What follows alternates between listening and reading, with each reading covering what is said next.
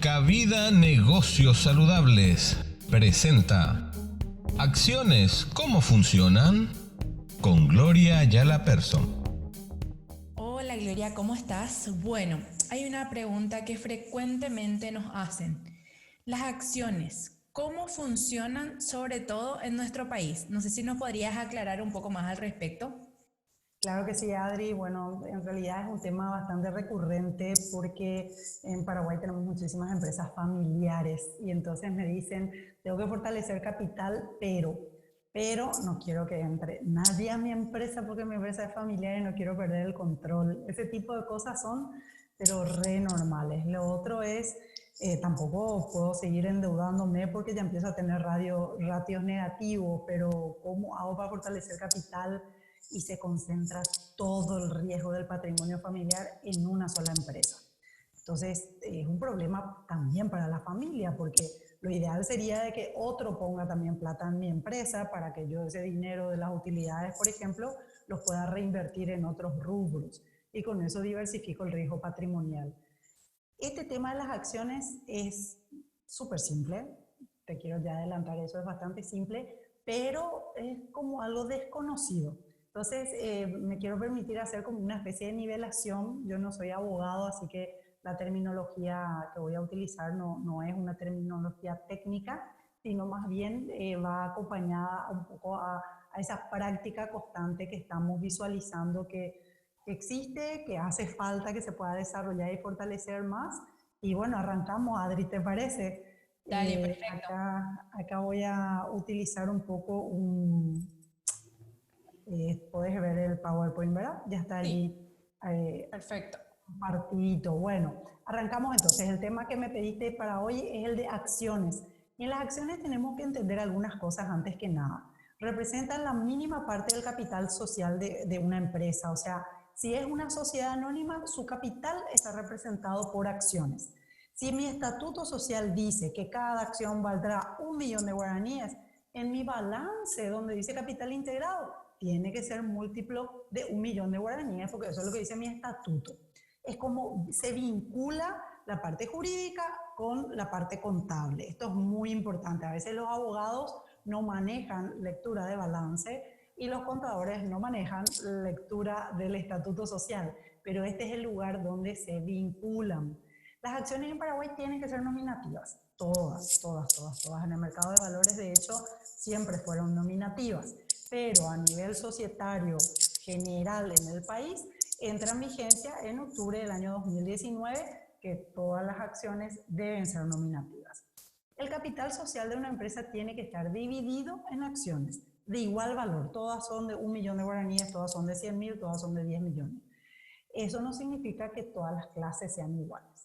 ¿Okay? Eso es otro tema que ya lo vamos a ver enseguida. Gloria, entonces en función a esto que me estás comentando, me preocupa, ¿verdad? Porque vos me decís, una acción es la mínima parte en que se puede partir, valga la redundancia, el capital de una empresa. Por ejemplo, si la acción entonces es de 1 millón, lo mínimo que yo podría poner, comprar una acción es 1 millón.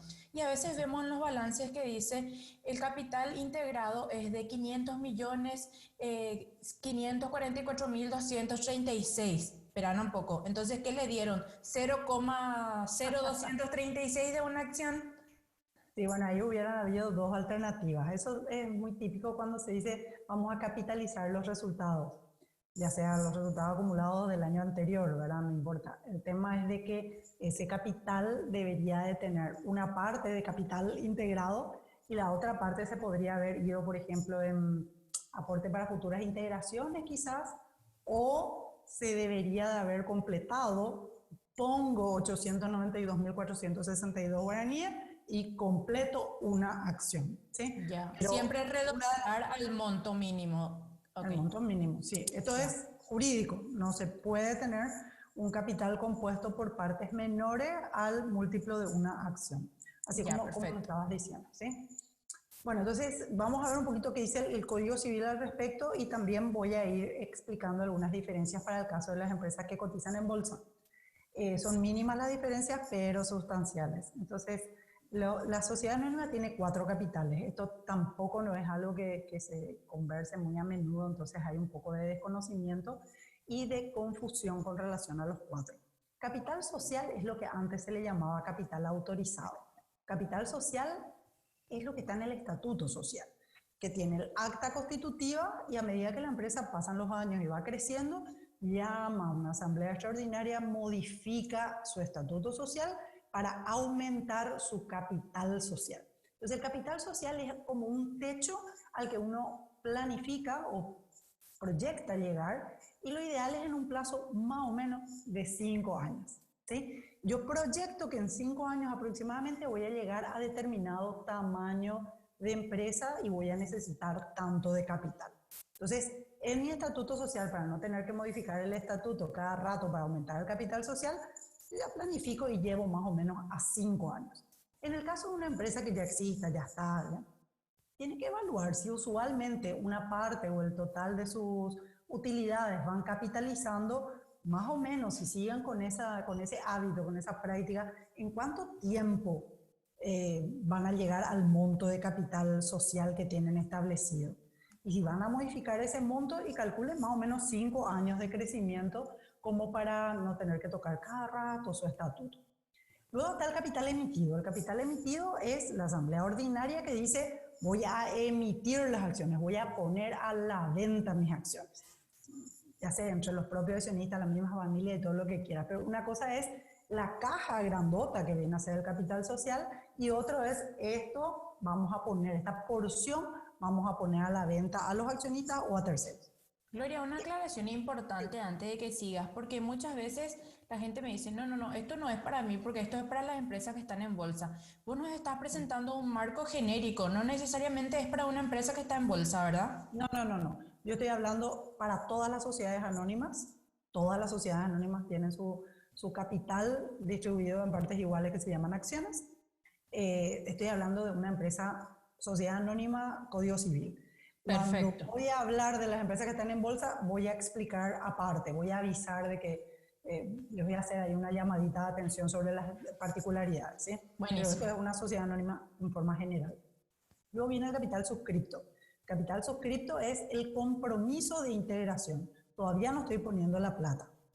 Por ejemplo, tengo que poner 50 millones. 10 millones pongo ahora y 40 te prometo que voy a poner en diciembre. El capital suscripto será 50. Es la suma de lo que estoy poniendo más lo que estoy comprometiendo a integrar en el futuro. Sería la suscripción. Y luego está el capital integrado, que es los 10 millones que efectivamente puse.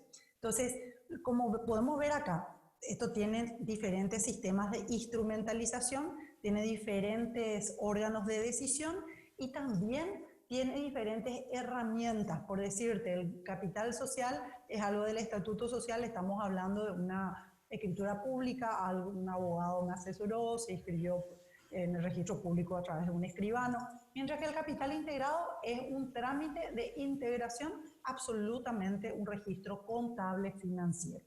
Entonces, ¿cómo se integra esto? Es lo que vamos a ver ahora. El capital social, entonces, es lo que figura en tu estatuto social y eso lo hiciste a través de una asamblea general extraordinaria. Si vas a aumentar tu capital social, se hace a través de una asamblea general extraordinaria. El capital emitido es algo que tiene que figurar en una escritura pública, se tiene que inscribir en el registro público de comercio y lo que se inscribe es el acta de la Asamblea General Ordinaria donde se decidió realizar esa emisión. Y acá viene una pequeña observación. En el caso de las empresas que cotizan en bolsa, dice clarita la ley del mercado de valores que modifica el Código Civil de que cuando se haga el aumento del capital social, es decir, la Asamblea General Extraordinaria, esas acciones ya quedan emitidas, no siendo necesario convocar a otra asamblea para el efecto. Eso es solo para las empresas que cotizan en bolsa, ¿sí? Okay. La sociedad cerrada, digamos, una sociedad que no cotiza en bolsa, va a tener que hacer su modificación de estatuto social, aumenta su capital social por una extraordinaria y luego convocará a una ordinaria para emitir las acciones dentro del capital social. Ahí suele haber una confusión con la Asamblea General Ordinaria, porque la Asamblea General Ordinaria me dice la gente, no, esa que una vez al año nomás podés hacer. ¿Sí? No. Esa es en donde vos tenés que mirar tu balance, decidir qué vas a hacer si es que tuviste utilidad, decidir cómo va a estar conformado tu directorio. Y después cuando uno le dice, tenés que volver a hacer una ordinaria para emitir las acciones que aumentaste en tu capital, dices, no, ¿cómo si yo ya hice mi ordinaria, no puedo más hacer ahora otra ordinaria? Ya esperarte, sería esperar el próximo año.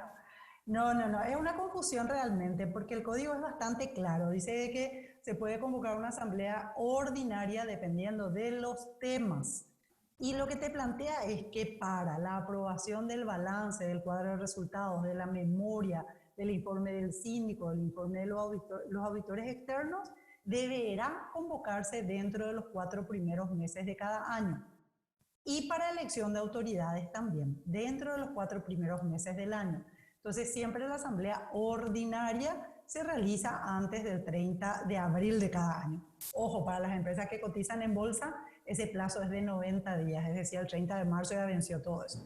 Pero bueno, 4 meses. Ahora, si yo en octubre quiero hacer una emisión de acciones, tengo que llamar a una asamblea ordinaria, porque es un tema de asamblea ordinaria, ¿sí? No importa que ya haya hecho otra asamblea para mi aprobación de balance.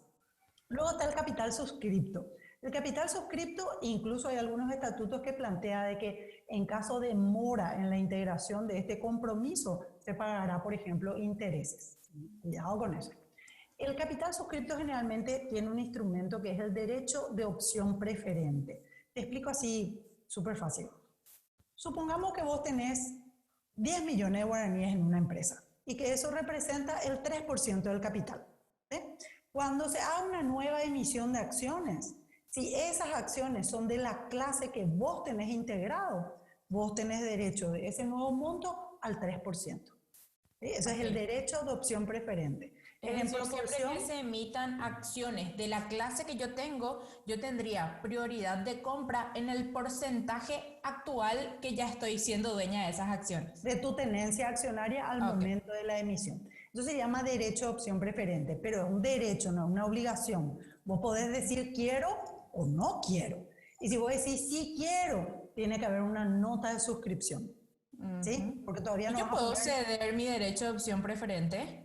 Y podés, y vos sabés que incluso la ley de mercado de valores plantea de que la suscripción, el derecho de opción preferente, es un título valor registrable en bolsa. Por lo tanto, se puede, no solamente se puede vender, se puede ceder, se puede transferir ese derecho, sino que tiene valor. Creo que ese sería un tema para un nuevo video, Gloria. Interesante. Sí, ese va a ser un nuevo video realmente, porque es otra complicación. Pero bueno, sigamos un poquito con esto que es algo bastante simple. Y luego viene lo que todos conocemos a través del balance, ¿verdad? Que es el capital integrado. Capital integrado es lo que de verdad se puso, ya sea de plata o de bienes, o sea, un inmueble, una maquinaria, un equipo, etc. Y eso es lo que vemos en el balance. Entonces, con esta plata, con la que realmente está en el balance, es que una empresa puede hacer frente a sus acreedores. No con él, pero te prometo que te voy a dar plata en diciembre. Con eso no se hace nada. Tampoco con esto, que es una decisión de la asamblea, vamos a vender acciones. Todavía no hay esa plata. Y menos con el capital social.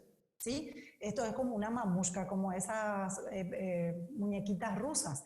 Uno dentro de otro. ¿Puede haber un momento en el que los 4 capitales sean iguales? Sí, claro. Se integró todo lo que se comprometió y encima fue el mismo monto del capital emitido y ya estaba luego todo emitido el capital social. Mis 4 capitales son iguales. Pero también puede ser que pase que tenga los 4 capitales distintos. Lo que nunca puede pasar es que mi capital integrado sea superior al capital suscripto, que el suscripto sea superior al emitido o que el emitido sea superior al capital social. Y ahí está una consulta, Gloria. Dijiste el emitido no puede ser superior al capital social, pero suele ocurrir que a veces se va a necesitar aumentar el capital por un nuevo proyecto, el capital social, y todavía no están las acciones disponibles para la venta, como vos dijiste. ¿Qué podemos hacer en ese caso? Bueno, no dejar más tu plata. No, ni loca. No, la plata no se le dice no, trae acá. El tema es que lo que vamos a hacer es recibir ese dinero y como no tenemos acciones a la venta, no podemos vender las acciones, por lo tanto vamos a entregarle un certificado provisorio mientras llamamos a la asamblea, emitimos las acciones, se inscriben esas acciones y luego canjeamos ese certificado provisorio por su título representativo de acciones. Ok, entonces sería como un aporte para futura integración de En capital. la contabilidad se va a llamar aporte para futura integración, no todavía Perfecto. capital integrado. Así mismo. Bueno, entonces hoy hablábamos de si yo tuviera esa clase de acción. Lo que pasa es que tipo es nominativo o al portador. En nuestro país todas son nominativas. Pero clase, la clase de acción es algo distinto. Según nuestro Código Civil existen dos clases de acciones, las ordinarias y las preferidas. Pero dice que las ordinarias podrán tener hasta 5 votos por acción, de donde desprendemos que pueden existir las ordinarias de voto múltiple y las ordinarias simples que tendrían un voto por acción. Las clases de acciones son las que nos dan derechos. Está el derecho político y también está el derecho económico. Primero quiero conversar sobre el derecho político, ¿sí? Vamos a describir esta situación. El derecho político de las acciones ordinarias dependerá de la clase. Si es ordinaria voto múltiple, tiene 5 votos por acción. Si es ordinaria simple, tiene 1 voto por acción. ¿Y qué pasa con las preferidas? Las preferidas, dice el Código Civil, que tienen 1 voto por acción, pero restringido. Está restringido a elección de autoridades y cuestiones administrativas. Quiere decir que el accionista que tenga derecho porque tiene acciones preferidas, desde luego está invitadísimo a la asamblea, pero cuando tengamos que aprobar balance, cuadro de resultados, memoria, e incluso cuando tengamos que elegir a los directores, no tiene voto. Puede tener voz, pero no voto en esas cuestiones. ¿Por qué yo querría una acción que prácticamente no me deje votar en nada? Te puedo hacer la pregunta al revés. ¿Para qué querrías una acción que te va a salir más cara porque te da derecho a voto y a lo mejor vos con tus 10 millones de guaraníes vas a hacer el 0,0001% del capital? Entonces pagaste de balde porque aunque tengas voto, no existís en la estructura. O sea, esto me atrae en realidad porque yo veo tu empresa y vos sos lo máximo haciendo lo que haces. Yo no me quiero meter a decidir ni a imponer nada y solo quiero participar de tu rentabilidad. Que vos sigas laburando para que yo gane plata. ¿Sí? Ok, Ahora perfecto. no bien derecho político. Enseguida cuando te explique el derecho económico, ahí te va a quedar clarita la película. Las acciones preferidas son las acciones que más se negocian en cualquier bolsa del mundo. ¿Sí? ¿Por qué? Porque son justamente lo que vos estabas diciendo. No sé, yo soy odontólogo y tengo 100 millones de guaraníes que quiero poner 10 millones en cada rubro, en diferentes empresas. Pero yo no sé nada de, no sé, ganado. Yo no quiero saber nada de tu empresa ganadera. Yo quiero que vos labures y me pagues a mí los dividendos. ¿Sí? Pero no me interesa votar, mucho menos estar en el directorio o asumir responsabilidad. Perfecto. Bueno, entonces, esto era el derecho político. Entonces, tenemos también aquí una pequeña observación con relación a las preferidas. Si bien el Código Civil ya establece que existen estas clases de acciones y su restricción, la Ley del Mercado de Valores modifica el Código Civil en este aspecto y dice que las acciones preferidas podrán tener 0 votos. Entonces quiere decir que yo en la bolsa puedo emitir acciones preferidas 0 votos o acciones preferidas con 1 voto. Ah, ok. Entonces, a ver, significa que las preferidas no son exclusivas de empresas que están en bolsa. No. Por ejemplo, Cabida S.A., que no está en bolsa, podría emitir acciones preferidas, pero tendría que darle al accionista 1 voto por acción. Ahora, si nosotros nos inscribiéramos en bolsa como SAECA y emitiéramos las preferidas a través de la bolsa, sería preferida sin voto. Ahí Cabida va a elegir, quiero que tenga o no voto. Ok. ¿Sí? Porque dice la ley podrá, no dice deberá, no es una imposición. Ya. Pero solamente tenemos en este momento una empresa que es SAECA y está en bolsa que tiene preferidas con voto. Pero todas las demás emisiones, las preferidas tienen 0 votos. Perfecto. Entonces, ahora quiero pasar a la parte del derecho económico, porque ahí me parece que se queda súper claro justamente lo que vos estabas preguntando, ¿sí? Este derecho económico también depende de la clase. ¿Por qué se llama ordinaria? Si él es el fundador, el dueño de la empresa, el nangana luego, el todopoderoso, él tiene 5 votos por acción. ¿Cómo pues su acción va a ser ordinaria? Lo que pasa es que él, como derecho político, le podés llamar como quieras, ¿verdad? Va a tener un nombre de fantasía, tipo privilegiada, no sé qué nombre le querés dar. Pero en realidad es ordinario su derecho al cobro de dividendo. Es decir, el dueño de la acción ordinaria, ya sea de voto múltiple o ya sea de voto simple, tiene derecho ordinario al cobro del dividendo. Va a ganar lo que la empresa gane. ¿Se entiende? Eso significa ordinario al cobro del dividendo. ¿Qué es un dividendo? Es la división de las utilidades líquidas y realizadas. De esas utilidades líquidas y realizadas que tiene la empresa, anualmente se distribuye en acciones, que sería la capitalización, o en efectivo, que sería el pago de los dividendos en efectivo. Y ese es el cobro de los dividendos. Y luego tenemos las preferidas. Las preferidas, ¿por qué se llaman preferidas? Porque tienen un dividendo preferente. Son las primeras en cobrar, cobran en efectivo, no se capitaliza y tienen establecido un porcentaje de dividendo preferente. Pero acá quiero aclarar, no es un dividendo fijo, no es un dividendo seguro, es un dividendo preferente. El dividendo solo se paga si existieran utilidades líquidas y realizadas.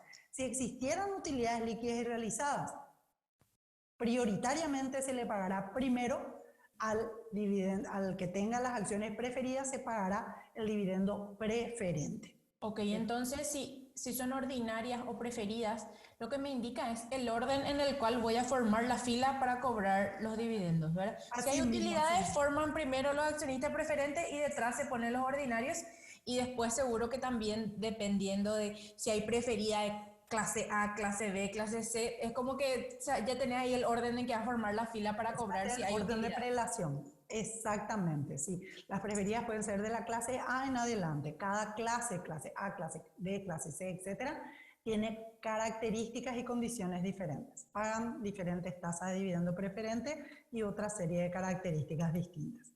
Pero volviendo un poquito a nuestro caso, yo preparé dos ejemplos para mostrarte, Adri, que son súper didácticos, son ficticios, son inventos, son cuentitos. Creo que quedó claro de que no son de verdad, no son de la vida real, pero son súper fáciles de entender, ¿sí? Entonces, te quiero mostrar estos dos ejemplos. El primero, caso 1, McDonald's Saeca. Todos conocemos McDonald's, ¿verdad? Riquísimas sus hamburguesas. Bueno, resulta que el señor McDonald, que es el dueño de la empresa, se quiere ir de pesca. Y con este tema de la pandemia, él se dio cuenta de que toda su plata está en la empresa y él dice: la miércoles, yo ahora a esta edad no puedo ni salir, hubiera yo tenido una casita allá en Villa Oliva para poder pescar tranquilo, ¿eh? Entonces él dice: voy a hacerme de caja, voy a vender una parte de mi empresa. Y ese es el caso que les quiero presentar. Resulta que él se queda con el 20% y vende el 80%. Y como su empresa está en bolsa, él se va a la bolsa y pone a la venta el 80% de sus acciones. Bueno, ¿qué sucede allí? Se queda el señor McDonald con un 20% y como si vos estás en bolsa no podés elegir quién va a ser tu otro accionista, el señor Burger King compró 80%. Así que ahora los dueños son el señor McDonald con 20% y el señor Burger King con 80%. ¿Está bien? Llega la fecha de la asamblea, Adri, y se presentan, por supuesto, los dos accionistas, el señor McDonald, el señor Burger King. Y en la asamblea, el primer punto a tratar es la distribución de los dividendos. Se divide ordinariamente porque los dos tienen acciones ordinarias y el señor McDonald lleva el 20% de los dividendos y el señor Burger King el 80%. Y pasamos a tratar el segundo punto del orden del día, el payaso. El señor Burger King propone que se le mate al payaso. Y el señor McDonald dice: pero vos estás loco, de ninguna manera, el payaso se queda. El payaso forma parte de la cultura organizacional, el payaso se queda. Y bueno, no hubo forma, no se pusieron de acuerdo, así que tuvieron que votar. Y el señor McDonald quita su 20% con acciones de 5 votos y el señor Burger King 80% con acciones de 1 voto. El señor McDonald tiene 100 votos versus 80 del señor Burger King. ¿Qué acaba de pasar? El payaso se queda. Ok. ¿Ok? Es decir, Quiere decir, plata con plata, voto es otra cosa. ahí le diste exactamente en el ojo. Si el señor McDonald se queda con un 20% de acciones ordinarias de voto múltiple, él controla la empresa. Con solo un 20%, él tiene el control de la empresa. Él decide. Este es el famoso querer ser la cabeza del ratón o la cola del león. Entonces, la posibilidad de formar parte de algo muchísimo mayor y seguir controlando todo está en la clase de acciones, Okay. no en el capital que pongas. Este es un punto súper delicado, principalmente cuando estamos ante situación de un país que tiene eminentemente empresas familiares y a veces no saben cómo competir en el mercado, Adri, porque, bueno, tengo que poner el capital de una multinacional para poder competir. Y resulta que la multinacional va a venir a Paraguay, quieras o no quieras, y va a venir o a comprarte o a fusionarse contigo, es decir, va a ser tu socio o te va a hacer la competencia. Así nomás. Entonces, ¿cómo vos podés fortalecer tu empresa de tal forma a que ellos pongan dinero en tu empresa en lugar de que vengan a eliminarte? Y esta es una alternativa muy interesante. Pero así como esto, hay muchísimas otras herramientas que se podrían utilizar. Las acciones tienen algo muy, muy importante. No vence. O sea, el accionista que puso plata en tu empresa no tiene fecha de retiro. Uh-huh. Deuda, no es un bono, no es un préstamo. Si él necesita de vuelta su plata, se tiene que ir a vender, pero no tiene fecha de vencimiento. Entonces, la empresa se compromete a pagarle los dividendos siempre y cuando existieran utilidades líquidas y realizadas por siempre. Él va a ser tu socio por siempre. Obviamente, no podés aumentar tu capital de cualquier forma porque va a llegar un momento en que vas a tener utilidades decrecientes. No por poner más capital seguís teniendo un margen de rentabilidad apropiado. Pero fortalecer tu capital también es importante incluso para apalancarte luego con endeudamiento, ya sea con proveedores, con bancos o incluso emitiendo deuda vía bolsa. El punto es que las acciones no significan pérdida de control de tu empresa. Me quiero ir rápidamente al caso 2, Adri. No sé si tenés alguna pregunta del caso 1, ¿no? No, ya sería, creo que al final de este caso te voy a hacer una consulta genérica sobre los dos. Bueno, fantástico. En mi caso 2, la empresa también es una SAECA, se llama Cachivache, y tiene un capital integrado de 100 millones. Su estructura accionaria es ordinaria de voto múltiple 30%, ordinaria simple 70%. ¿Está bien? Uh-huh. Resulta que ahora acaban de hacer una emisión de acciones preferidas de 50 millones. Uh-huh. Y como condición han colocado un dividendo preferente del 15% anual. Acá viene una aclaración. El dividendo preferente se establece en el momento de la emisión, pero no significa que va a estar escrito en piedra y que nunca se va a modificar. El dividendo preferente no siempre tiene que estar fijado en un porcentaje. Puede tener una base variable. Por ejemplo, yo puedo decir 15% los 3 primeros años y a partir del cuarto año inflación más 6. O promedio de certificado de depósito de ahorro de más de 365 días más 4. Ese tipo de situaciones le plantea al inversionista de que, siendo de que las acciones son más riesgosas que una deuda, él siempre va a estar protegido de que va a ganar más que si hubiera puesto su dinero en algo de renta fija, ya sea CDA o ya sea bonos corporativos. ¿Está bien? Entonces, para nuestro ejemplo, dijimos que íbamos a tener un ejemplo simple, es así nomás, dividendos 15%. Ok, ¿qué es lo que sucede acá? Tengo un nuevo capital integrado. Mis 100 millones más 50 millones. Ese nuevo capital integrado, entonces, es el que me tiene que rendir de una manera de utilidad a distribuir entre los accionistas. En el primer ejercicio, desde que se hizo la emisión al siguiente año, yo tuve como empresa Cachivache SAECA una utilidad de 45 millones que representa 30% sobre los 150 millones de capital. ¿Está bien? Ok. El primero, vos me dijiste, el primero que forma la fila es el accionista preferido. Así que dividendo preferente, pase adelante. Él lleva 7 millones y medio, que es el resultado del 15% sobre 50 millones. Ajá. Por lo tanto, de los 45 millones de utilidad menos lo que le pagamos al preferente, se queda 37.500. 37.500 para lo ordinario representa 38% de rentabilidad.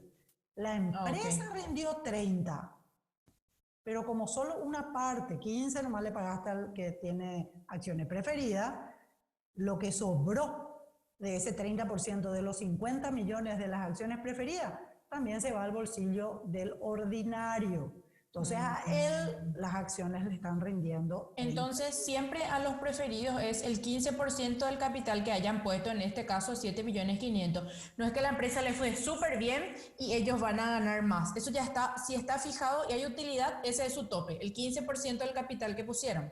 Sí, para este ejemplo, siempre y cuando eso sea lo que diga tu asamblea en el momento de la emisión. Vos podrías haber puesto también ganarán el 100% de una acción ordinaria. ¿Sí? O sea, no sería usual porque para qué vas a emitir acciones preferidas si no le vas a poner las características, ¿verdad? Claro. Pero es súper libre, súper flexible. Esta es una herramienta muy flexible en ese sentido. Ya. En el ejercicio 2, ¿sí? Desde que se integraron los 50 millones de preferidas, tuvimos una pandemia, no nos fue nada bien, ganamos solamente 18 millones. 18 millones sobre 150 millones de capital son 12%. Estos 18 millones, ¿alcanza para pagar los 7,5 de los preferidos? Sí, me sobra 10.500 para repartir entre los ordinarios, quiere decir que al ordinario le va a corresponder una rentabilidad del 11%. En el ejercicio fiscal 3, la utilidad fue de 7,5, que es el 5% sobre el capital de la empresa. 7.500, ¿me alcanza para pagarle al preferido? Justito. ¿Y cuánto me sobra para el ordinario? Nada. Pero la cosa no fue mejor y resulta que en el ejercicio 4, acá me equivoqué, tiene que ser 4, tuvimos pérdida. ¿Quién lleva? No, nadie lleva nada. Nadie lleva nada. Porque no es una deuda. No se le prometió. No es un interés. Claro, yo no soy acreedor, yo soy socio. No puedo ir a mi propia empresa a decirle, dame mi plata si no hay plata. Así mismo. Vamos a pagar dividendos siempre que existan utilidades líquidas y realizadas. Lo que sí se suele hacer, y es muy común en la práctica comercial, es que en el momento de la emisión de las acciones preferidas se coloca una observación. En caso de que no existieran utilidades líquidas y realizadas suficientes para pagar la totalidad de los dividendos preferentes, el acumulado quedará para el siguiente ejercicio fiscal donde existieran las utilidades. ¿Sí? O sea, en ese ejercicio 4, por ejemplo, si esa fuera la condición establecida, vos me quedaste debiendo 7.500. Si mejoran las cosas el año que viene, a los preferidos se les pagaría 15. Por ejemplo, así mismo.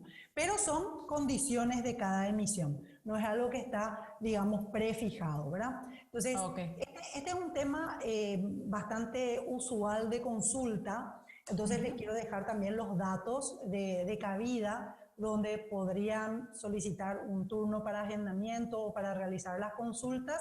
Ahí tienen toda la información y, por supuesto, en las redes sociales. Cualquier cosa queda a las órdenes, así como Adriana, como para poder responder sus consultas. Perfecto. Entonces, para concluir, estructurar de manera inteligente la composición accionaria de nuestra empresa sería una brillante alternativa para poder expandir nuestra empresa, que puedan crecer y también para desconcentrar el riesgo de los accionistas, que capaz cada vez metemos más y más y más plata en una sola empresa, en un solo rubro.